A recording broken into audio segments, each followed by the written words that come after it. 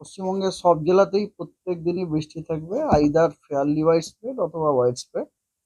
এই মুহূর্তে কোনো সিস্টেম নেই আমাদের এলাকাতে এক্সেপ্ট মনসুন ট্রাপ, যেটা আমাদের পশ্চিমবঙ্গের দীঘা দিয়ে পাস করছে।